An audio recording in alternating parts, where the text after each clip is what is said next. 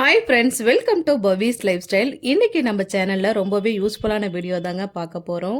இப்படி நல்லா கருப்பாக இருக்கிற தோசைக்கல்லை க்ளீனாக மாற்றுறது எப்படின்றத இந்த வீடியோவில் உங்கள் கூட நான் இன்றைக்கி ஷேர் பண்ணிக்க போகிறேன். இப்படி அழுக்காக இருக்கிற தோசைக்கல்லை க்ளீன் பண்ணுறது ரொம்ப கஷ்டம் நினைக்க வேண்டாம். 10 நிமிஷத்தில் ஈஸியாக க்ளீன் பண்ணிடலாம்.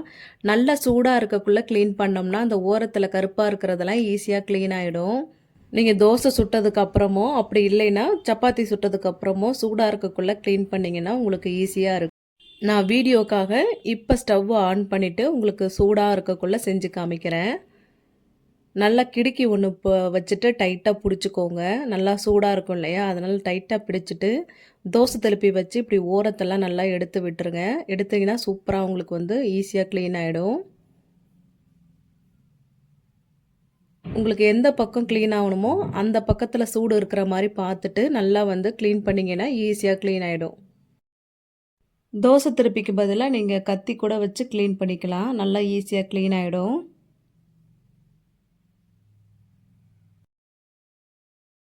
ஸ்டவ்வோட ஃப்ளேம் இருக்கிற பக்கம் கொஞ்சம் கொஞ்சமாக தோசைக்கல்லை திருப்பி திருப்பி நல்லா தேய்ச்சி விட்டுக்கோங்க. நான் இதை சப்பாத்திக்கு மட்டும்தான் யூஸ் பண்ணுவேன். தோசைக்கு இன்னும் ஒரு தோசைக்கல் வச்சுருக்கேன். ரொம்ப கருப்பாகிறதுக்கு காரணம் நான் உங்களுக்கு வீடியோ போடணும் அப்படின்றதுக்காக கொஞ்ச நாள் க்ளீன் பண்ணாமல் கருப்பாக இருக்கிற தோசைக்கல்லை நல்லா க்ளீன் பண்ணி காமிச்சா நல்ல ஒரு டிப்ஸாக இருக்குமே அப்படின்றதுக்காக தோசைக்கல்லை க்ளீன் பண்ணாமல் விட்டுட்டேன். இப்போ இதில் எவ்வளோ டஸ்ட்டு சேர்ந்துருச்சு பாருங்கள். நல்லா கருப்பாக நிறைய டஸ்ட்டு சேர்ந்துருச்சு. உங்களால் எந்த அளவுக்கு முடியுமோ அந்த அளவுக்கு இந்த டஸ்ட்டெல்லாம் க்ளீன் பண்ணிக்கோங்க. இப்போ நான் அந்த டஸ்ட்டை எடுத்துட்டேன். இன்னமும் கொஞ்சம் கருப்பாக தான் இருக்குது. அடுப்பை இன்னும் ஹீட்லேயே வச்சுட்டு இன்னும் கொஞ்சம் தேய்ச்சி எடுத்துக்கிறேன். நல்லா ஓரளவுக்கு தேய்ச்சதுக்கப்புறமா இப்போ இந்த டஸ்ட்டை தூக்கி போட்டுட்டு ஸ்டவ் இன்னும் ஆன்லேயே தான் இருக்குது. இதில் கொஞ்சமாக தண்ணி சேர்த்துக்கலாம். அடுப்பு சிம் பண்ணிவிட்டு தண்ணி சேர்த்துக்கோங்க. தண்ணி சேர்த்துட்டு ஈனோ பாக்கெட் ஒன்று எடுத்திருக்கேன். ஈனோ அப்படி இல்லைன்னா பேக்கிங் சோடா எது வேணாலும் எடுத்துக்கலாம். உங்கள்கிட்ட எது இருக்கோ அதை வச்சுட்டு ஈஸியாக க்ளீன் பண்ணிக்கலாம். ஆனால் ஈனோ சேர்த்திங்கன்னா உங்களுக்கு நல்லாவே க்ளீன் ஆகி வருது. இப்போ ஈனோ சேர்த்துட்டதுக்கப்புறமா லேசாக பொங்கி வருது பாருங்கள். அதுக்கப்புறமா ஒரு பாதி எலுமிச்சம்பழத்தை இது மாதிரி ஃபோர்க்கில் நல்லா குத்திட்டிங்கன்னா அடுப்பு சூடாக இருக்கும் இல்லையா, நம்மளுக்கு பிடிக்கிறதுக்கு ஈஸியாக இருக்கும். இந்த மாதிரி தேய்ச்சி விட்டோம்னா நல்லா சுற்றி தேய்ச்சி விட்டிங்கன்னா ஈஸியாகவே உங்களுக்கு க்ளீனாகி வந்துடும். அந்த எலுமிச்சம்பழத்தில் இருக்கிற சாரோட அந்த பேக்கிங் சோடாவோ அப்படி இல்லைன்னா ஈனோவும் சேர்ந்து நல்லா சூப்பராக க்ளீன் ஆகிடும்.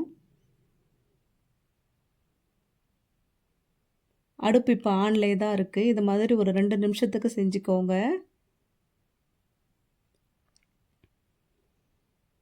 செஞ்சுட்டு ஸ்டவ் ஆஃப் பண்ணிவிடுங்க. ஸ்டவ் ஆஃப் பண்ணிவிட்டு பாத்திரம் தேய்க்கிற இடத்துக்கு இந்த தோசைக்கல்லை எடுத்துகிட்டு வந்துட்டேன். நல்லா கிடுக்கி வச்சு டைட்டாக பிடிச்சிட்டு தோசை திருப்பி வச்சு இன்னும் கொஞ்சம் நல்லா தேய்ச்சி கொடுத்துக்கலாம். இப்போ இந்த ஈனோ சேர்த்ததுக்கப்புறமா இன்னும் கொஞ்சம் இருக்கிற கருப்பு கூட ஈஸியாக உங்களுக்கு வந்துடும். அதுக்கப்புறமா கம்பி நாரை வச்சுட்டு டிஷ்வாஷ் லிக்யூடு அப்படி இல்லைன்னா பாத்திரம் தேய்க்கிற சோப்பு ஏதாச்சும் வச்சு தேய்ச்சி கொடுத்தீங்கன்னா இன்னும் கொஞ்சம் இருக்கிற கருப்பும் ஈஸியாக போயிட்டு உங்களுக்கு நல்லா சூப்பராக க்ளீன் ஆகிடும். நான் தேய்ச்சி முடிச்சுட்டு உங்களுக்கு காமிக்கிறேன்.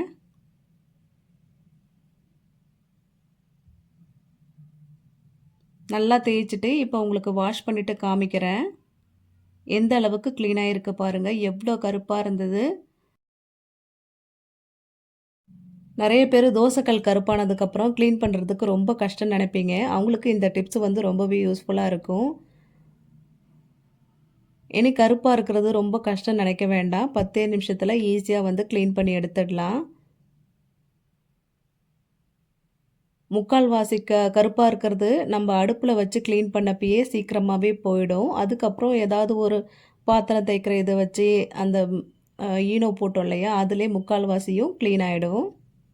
நான் இந்த அளவுக்கு போதுன்றதுனால அப்படியே விட்டுட்டேன். இன்னும் கொஞ்சம் தேய்ச்சாவே நல்லா வெள்ளையாக வரும். இப்போ ஸ்டவ்வில் வச்சு காமிக்கிறேன். முன்னாடி இருந்த தோசைக்கல்லுக்கும் இப்போ நல்லாவே உங்களுக்கு டிஃப்ரென்ஸ் தெரியும். நிறைய பேருக்கு என்ன ஒரு டவுட் இருக்குன்னா, இவ்ளோ தேய்ச்சதுக்கப்புறமா தோசை வருமா? வராதா? அப்படின்ற டவுட்டு தான். அதையும் கிளியர் பண்ணுறதுக்காக ஒரு சின்ன டிப்ஸு அதையும் இப்போ உங்க கூட நான் ஷேர் பண்ணிக்கிறேன். கொஞ்சம் எண்ணெய் ஊத்திட்டு, தோசைக்கல்ல நல்லா க்ளீன் பண்ணிவிட்டு, ஸ்டவ் ஆன் பண்ணிவிட்டு, எண்ணெய் ஊத்திட்டு, அதில ஒரு பெரிய வெங்காயத்த நல்லா பொடியா கட் பண்ணி, இப்போ நான் வீடியோவில் காமிக்கிற மாரி நல்லா ஃபுல்லா படுற அளவுக்கு தோசைக்கல் ஃபுல்லா தேய்ச்சி விட்டுக்கோங்க. தேய்ச்சதுக்கப்புறமா அதை அப்படியே ஒரு பாத்திரத்துக்கு மாற்றிக்கலாம்.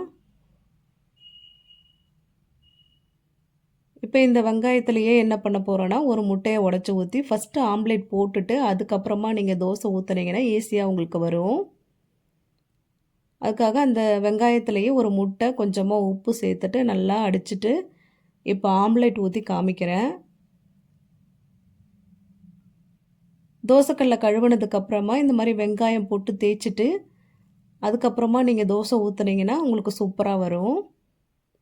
நான் அதிலே உங்களுக்கு ஃபஸ்ட்டு ஆம்லேட் போட்டு காமிச்சிடுறேன்.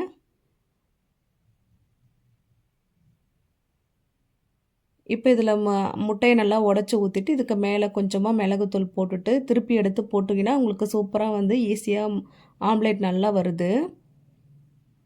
அதுக்கப்புறமா நீங்கள் தோசை ஊற்றுனீங்கன்னா தோசையும் நல்லாவே வரும். அதையும் நான் உங்களுக்கு காமிச்சிடுறேன்.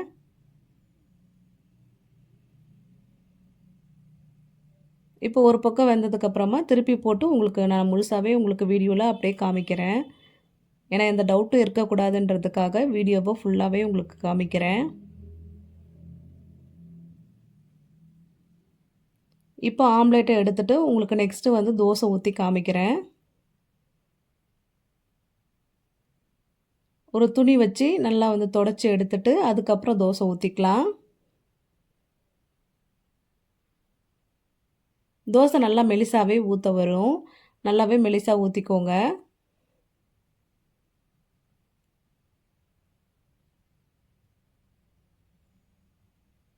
இதுக்கு மேலே கொஞ்சம் எண்ணெய் ஊற்றிட்டு நல்லா திருப்பி போட்டுக்கலாம்.